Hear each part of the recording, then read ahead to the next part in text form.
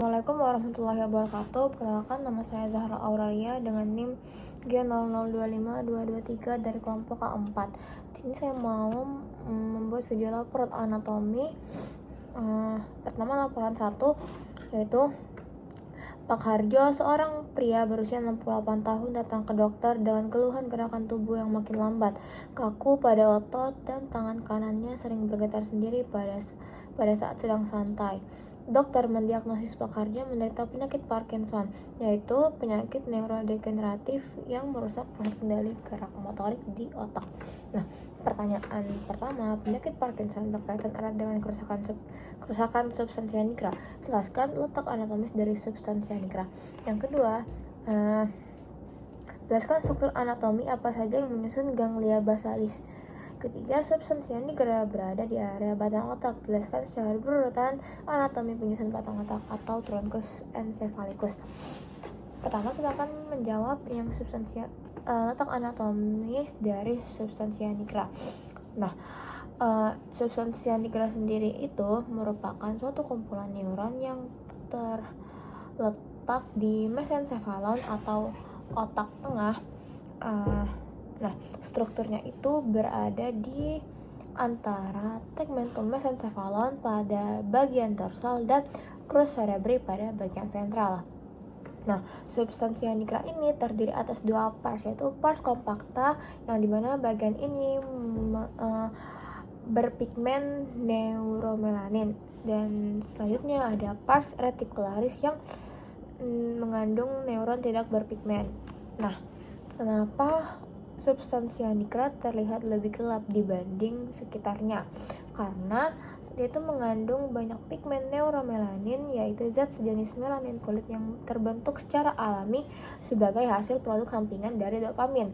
Nah, karena sel saraf di area ini aktif memproduksi dopamin untuk mengatur gerakan tubuh, pigmen gelap tersebut terus menumpuk dari waktu ke waktu dan membuat bagian di otak ini terlihat hitam saat diamati atau lebih gelap. Nah, kalau terjadi kerusakan pada area ini menyebabkan penurunan produksi dopamin, sehingga kontrol gerakan menjadi terganggu dan timbul gejala Parkinson. Nah, yang kedua, struktur anatomi dari ganglia basalis. Nah, ganglia basalis itu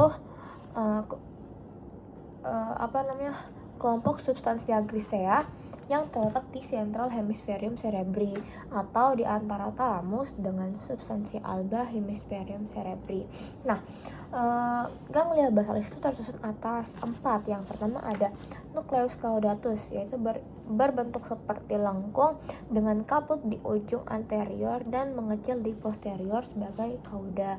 Nah, kaput nucleus caudatus nanti melanjutkan diri ke dalam putamen, dan kaudanya sendiri berakhir di kompleks amygdaloideum.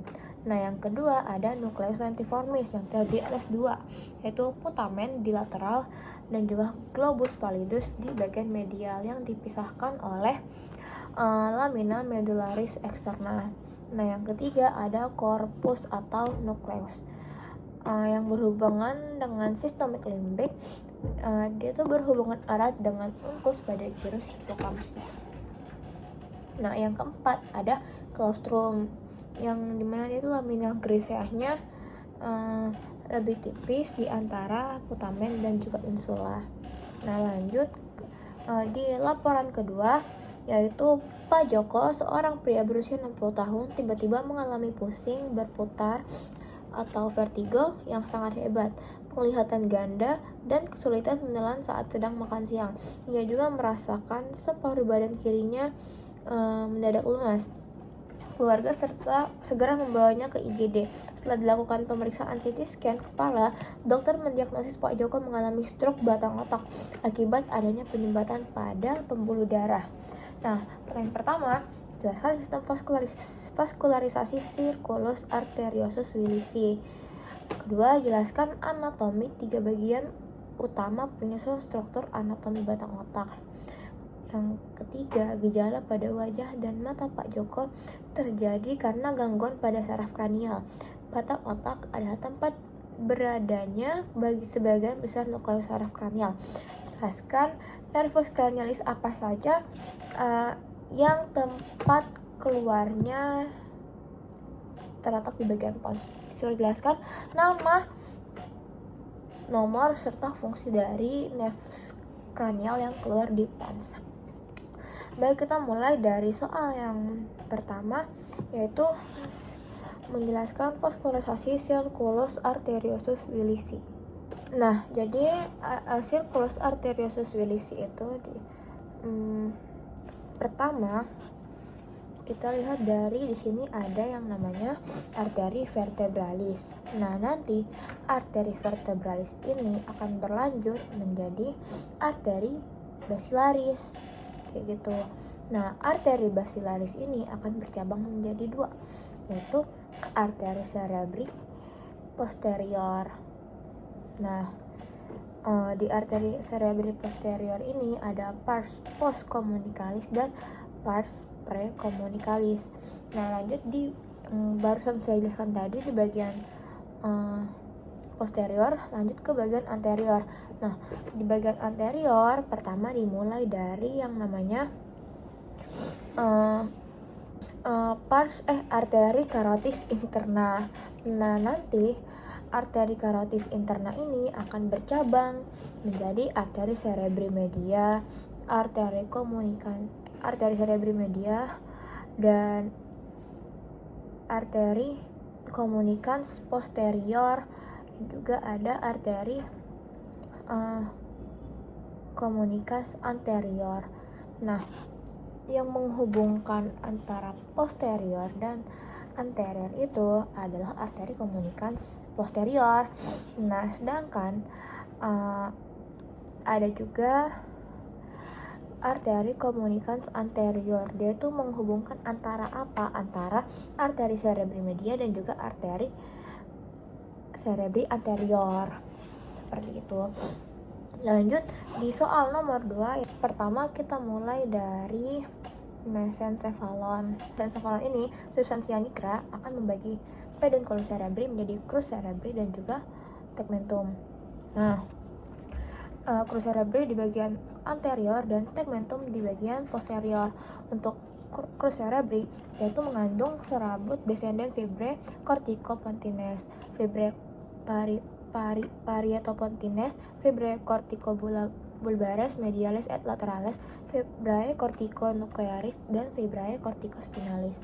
Nah, nanti 1/5 lateralnya ini yaitu fibrae temporopontines, fibrae parietopontines, fibrae corticobulbares lateralis. Nah, untuk 3/5 mediolateral itu ada fibrae corticospinalis atau tractus piramidalis. Lanjut di 1/5 medialnya ada fibrae corticopontines, fibrae corticobulbares medialis. Nah, lanjut ada tegmentum mesencephaly, yaitu strukturnya yang jelas adalah ada nukleus rubber. Nah, nukleus ini pada potongan preparat segar akan berwarna merah muda karena kandungan serum yang tinggi. Selain itu, pada bagian ini juga terdapat struktur yang namanya lemniscus lateralis yang tampak memasuki colliculus inferior untuk jaras pendengaran.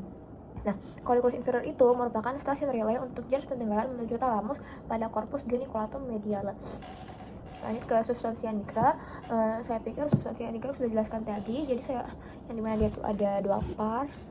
Jadi saya lanjut ke fossa interpendicularis, yaitu adalah dataran di antara pendiculus cerebri yang ditembus fossa darah arteriae centralis posterior medialis sehingga akan membentuk daerah berlubang-lubang yang disebut substansia perforata posteriora. Nah, di daerah ini menjadi tempat keluarnya dari nervus 3 yang akan membentuk suatu alur yang disebut sulcus nervi oculomotoria. Nah, lanjut ada aqueductus mesencephaly yang menghubungkan ventriculus tertius dengan ventriculus quadratus. Nah, yang terakhir yang paling bawah ini ada yang namanya tectum mesencephaly. Lanjut ada yang namanya pons, yang dimana dia dibagi menjadi dua pars, yaitu pars basilaris pontis untuk bagian ventral dan pars tegmentalis pontis untuk bagian dorsal. Lanjut ke bagian medulla oblongata, yang dimana Di bagian ventralnya terdapat piramis atau penonjolan karena pendesakan dari traktus piramis atau corticospinalis. Nah, terus ada oliva yaitu penonjolan karena pendesakan dari nukleus olivarius inferior. Ada juga sulcus ventrolateral atau anterolateral yang dilewati oleh nukleus nervi vagus atau nervus 10. Ada juga decussatio pyramidum yaitu yang memisahnya tractus pyramidium. Selanjutnya ada bagian dorsal, di mana dia terdiri dari fasciculus cuneatus yang mengatur somatosensorik ekstremitas atas dan fasciculus gracilis yang mengatur somatosensorik ekstremitas bawah. Nah, lanjut di soal nomor 3. Pertama, ada nervus 5, yaitu nervus trigeminus, yang dimana dia tuh keluar di area brachium pontis. Fungsinya sebagai merasakan sensasi di wajah berupa sentuhan, nyeri, dan mengontrol otot mengunyah. Jadi nervus trigeminus itu mempunyai fungsi sebagai sensorik dan juga motorik. Lanjut di nervus 6, yaitu nervus abducens yang keluar di bagian sulcus bulbopontinus yang berfungsi sebagai menggerakkan bola mata ke arah luar, ke arah samping gitu. Lanjut ada nervus facialis yang dimana dia tuh keluar dari angulus cerebellopontinus. Dia itu fungsinya untuk mengontrol ekspresi wajah, tersenyum, cemberut, dan indera pengecap lidah depan. Nah, lanjut di nervus 8 yaitu nervus vestibulocochlear yang dimana dia tuh sama keluarnya juga di angulus cerebellopontinus yang berfungsi sebagai pengatur dari pendengaran dan menjaga keseimbangan tubuh seperti itu. Mungkin itu saja laporan dari saya. Wassalamualaikum warahmatullahi wabarakatuh.